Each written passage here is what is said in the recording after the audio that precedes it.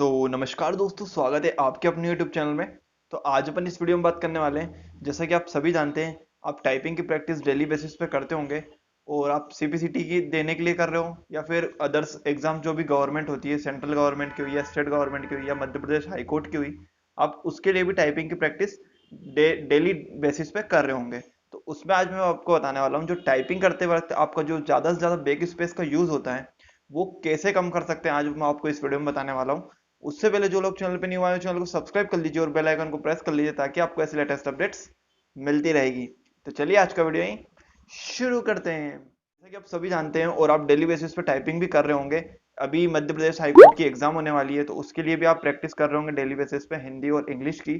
और सीपीसीटी भी होने वाला है आपका दिसंबर में, तो उसके लिए भी आप प्रैक्टिस कर रहे होंगे हिंदी और इंग्लिश की। बहुत से बच्चों के कमेंट आए कि सर हम टाइपिंग करते हैं तो हमारा ज्यादा से ज्यादा बैक स्पेस का बहुत ज्यादा यूज हो रहा है, तो उसको कैसे कम करें।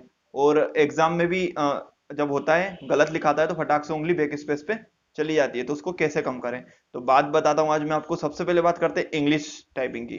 तो इंग्लिश टाइपिंग में आप जो बैक स्पेस का यूज कम कैसे कर सकते हैं, तो सबसे पहले मैं आपको बताता हूँ, जो आपके इंग्लिश के जो वर्ड्स होते हैं उन वर्ड्स की प्रैक्टिस आप बहुत अच्छे से कर लीजिए, ठीक है। जैसे what, then, they, there, is, an, am, are, ये जो वर्ड होते हैं इनकी प्रैक्टिस इतने अच्छे से कर लीजिए। एक शब्द को हम 100 150 बार टाइप करके आप प्रैक्टिस करिए, और कमांड इतनी अच्छी होनी चाहिए कि आप आंख बंद करके भी वो शब्द लिख सके, फिर है ना।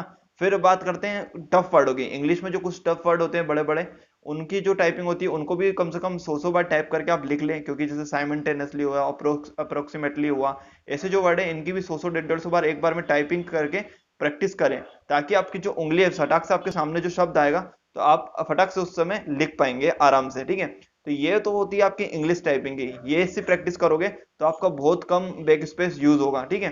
फिर बात करते हैं हिंदी टाइपिंग की। हिंदी टाइपिंग में भी आपको दो चीज बताऊंगा, हिंदी टाइपिंग में कैसे बैक स्पेस का कम यूज होता है। तो वो सबसे पहले बात करते हैं अपन, जो हिंदी के सेंटेंस होते हैं, कुछ सेंटेंस ऐसे होते हैं जो आप मिनी सेकेंड्स में लिख सकते हैं। जैसे कि आवश्यकता इस बात की है कि, क्या हो रहा है, होता जा रहा है, हो रहा है, इसलिए। ये जो शब्द है ना, इनकी जो प्रैक्टिस करोगे आप, इन शब्दों की प्रैक्टिस इतने अच्छे से करके रखिए कि आप तुरंत देखोगे।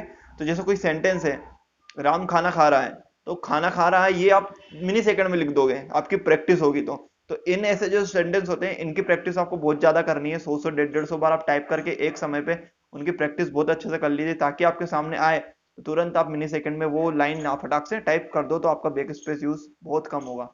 फिर बात करते हैं हिंदी में भी कुछ टफ वर्ड होते हैं। उन जो टफ वर्ड्स होते हैं उन टफ वर्ड्स की, जैसे आप मान लो कोई मैटर टाइप कर रहे हो और उस वर्ड पे अटक गए, तो उस वर्ड को छोड़ना नहीं है, उस वर्ड को कम से कम आप 100 से 150 बार टाइप करें उसी टाइम तुरंत, तब जाके आपकी उस पर प्रैक्टिस बहुत अच्छी हो जाएगी। और फिर अगली बार यदि वो शब्द आता है आपकी एग्जाम्स में या सीबीसीटी में, तो वो शब्द कभी गलत नहीं होगा और आपका बैक स्पेस यूज होना कम हो जाएगा। तो ये इस प्रकार से आप यदि प्रैक्टिस करते हो तो बहुत कम हो जाएगा आपका बैक स्पेस यूज होना। तो ये मैं आपको समझाने की कोशिश कर रहा था, आई होप आपको समझ में आई होगी चीजें। और यदि समझ में आई है तो वीडियो को लाइक कर दीजिए और चैनल को सब्सक्राइब कर दीजिए और अपने दोस्तों में ज्यादा ज्यादा शेयर कर दीजिए। तो चलिए नए वीडियो मिलते हैं नए टॉपिक के साथ, तब तक के लिए जय हिंद, वंदे मातरम।